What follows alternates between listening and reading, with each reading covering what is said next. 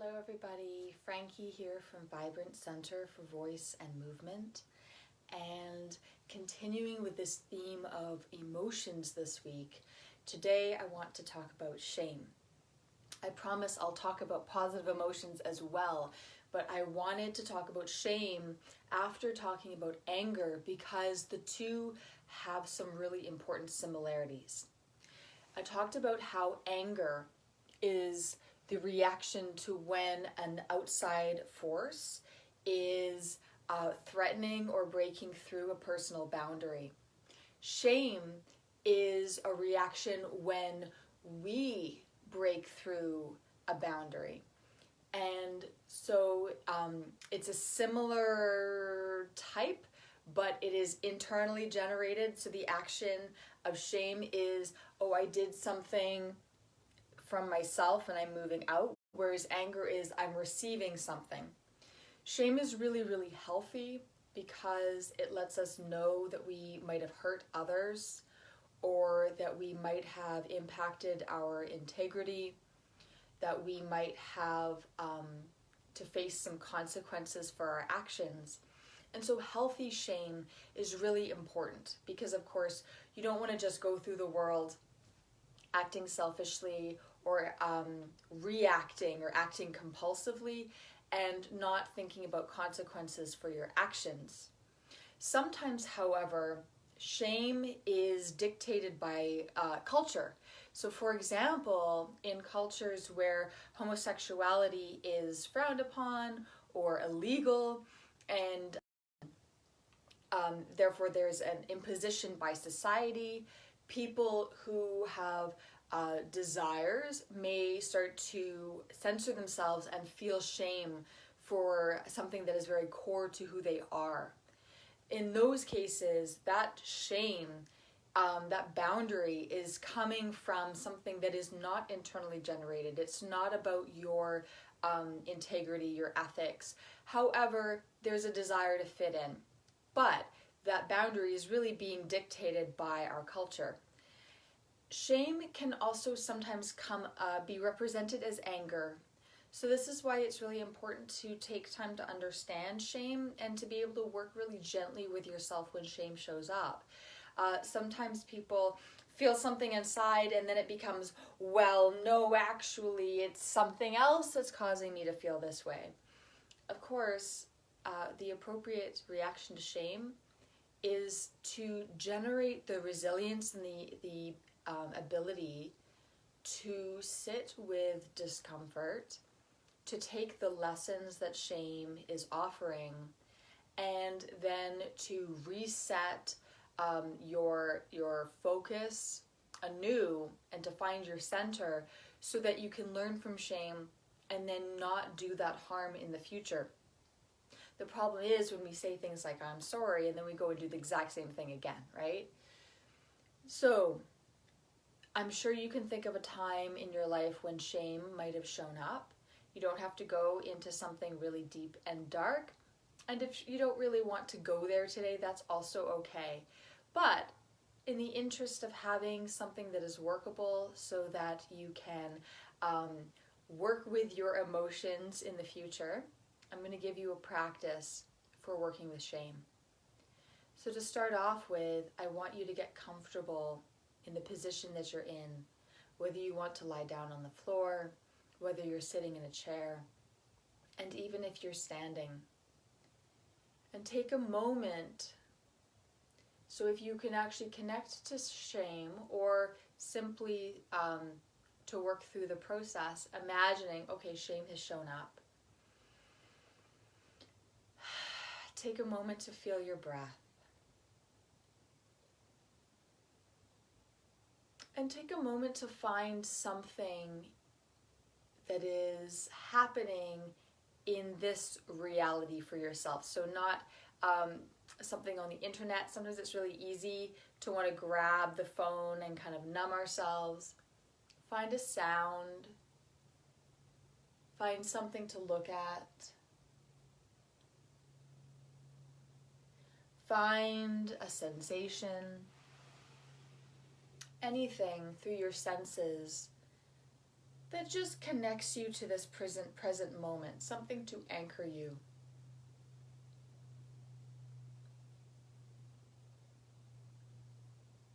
And notice that you're breathing.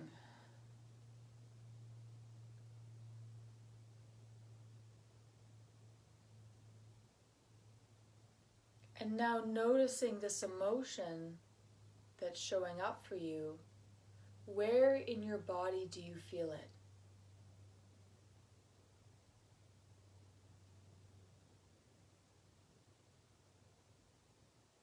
And notice if there's a desire to armor around it or to push back against it. Instead, can you soften into it? You don't have to dive down into it, but just allowing it to be there. And find your breath.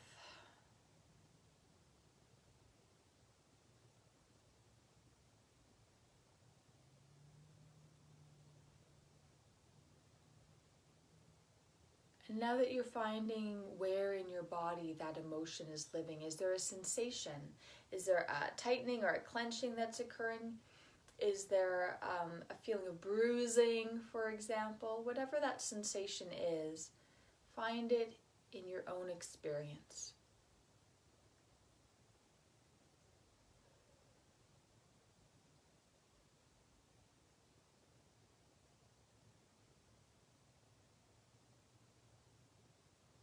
And if at any time it starts to feel too heavy, too much, go back to that thing that you found earlier to anchor you. That sound, that sensation, that visual that you found. And simply re-anchor yourself.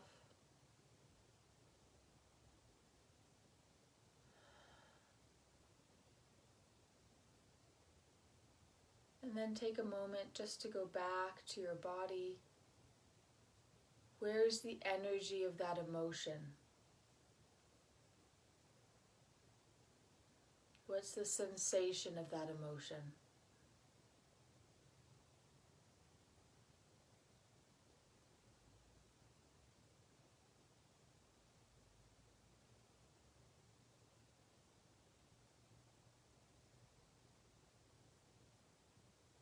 Can you perhaps send your breath around it? Not trying to fix anything, not trying to self-flagellate, but simply breathe.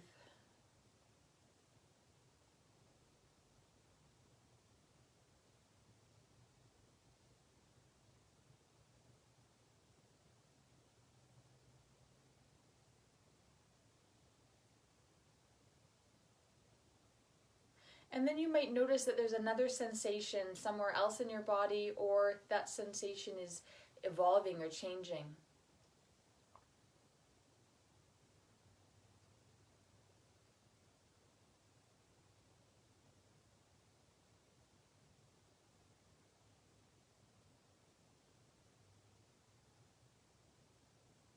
And then send your breath to that new sensation or that new place in your body.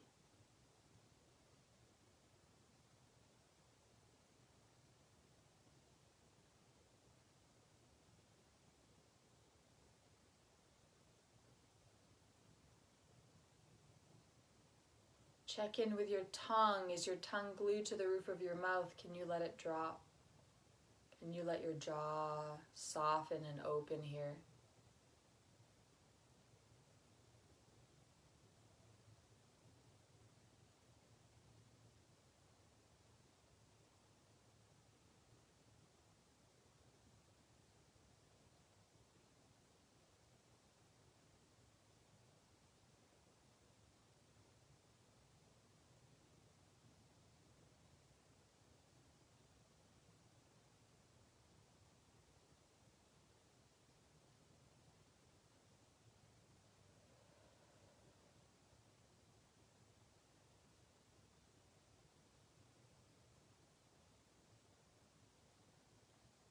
And you can stay here as long as it's interesting or useful to you.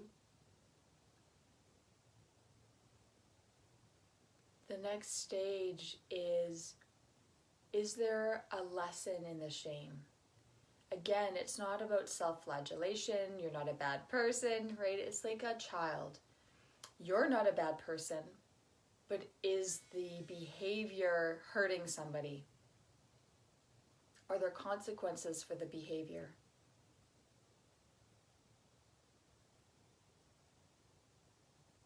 And if the answer is no, maybe that shame isn't yours to carry.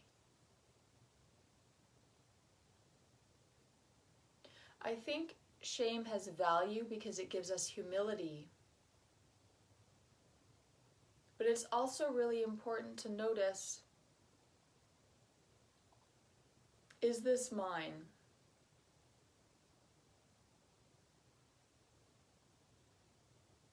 Or is there some improvement that I can make? Have I not been living my truth? Is there something that I need to go and read up on or practice?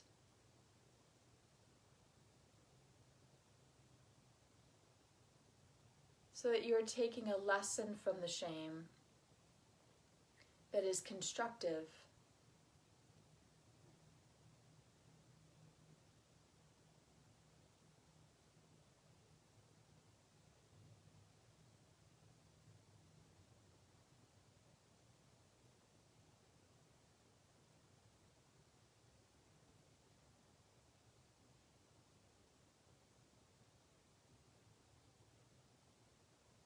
And then again, you can stay here as long as it's useful, and it might be very beneficial to have a pen and paper in this moment so that you can make some notes for yourself.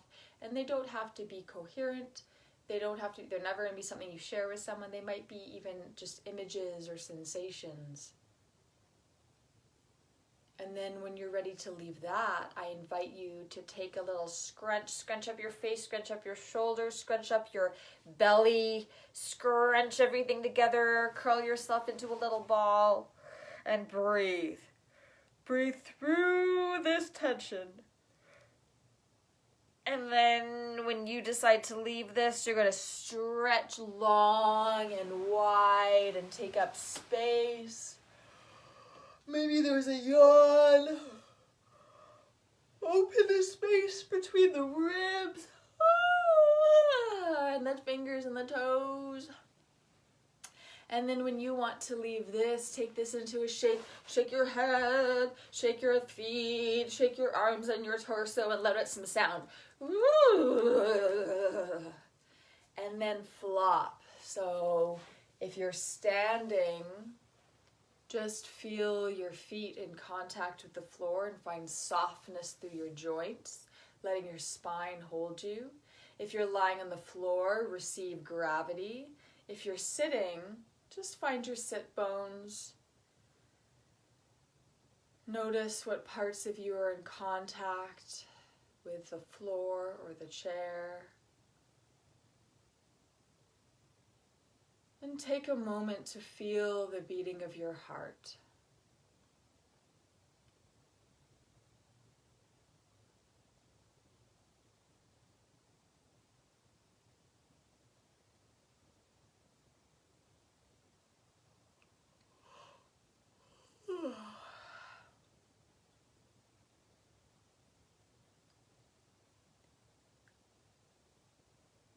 Find your breath.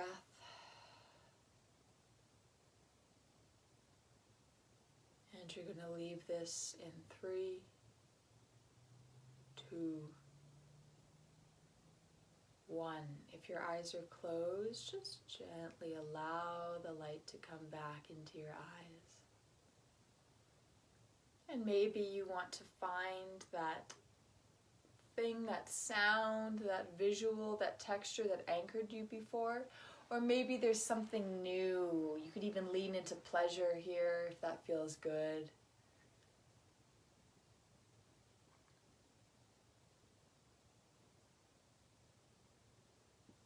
And then perhaps you're ready to re-engage. And move gently if you're experiencing shame. And be gentle with yourself. It can also be useful to drink a glass of water and to just stay present and mindful as you go about the next task for your day. Shame is an emotion that has a lot of value for us as individuals, but also for members of a culture or community. But also shame can be very difficult to experience. It can be very difficult to sit with, and also really important to develop the ability to be able to notice where that shame is coming from. Are you being shamed by others, or is that an organic, personal sense of shame? And creating a little bit of space between the world around you and this experience is really important. And then lastly, most important, is to avoid armoring, to avoid becoming tense, to avoid avoiding the emotion, because that's where some challenging coping mechanisms can come up. That's where things can start to build until finally there's no closet room left to shove those emotions in, so the closet starts bursting out and then you have to face it all at once. And also because emotions, when they're locked and when we're engaged in a constant battle with them, can lead to chronic pain, illness, and other things. So diving into the challenge in just a little nibbles now can save a whole host of challenges in the future. Keep coming back to anchoring yourself, keep breathing, and keep having a gentle heart for your own experience. Thank you all. Take care of yourselves, take care of each other, and I'll see you again soon.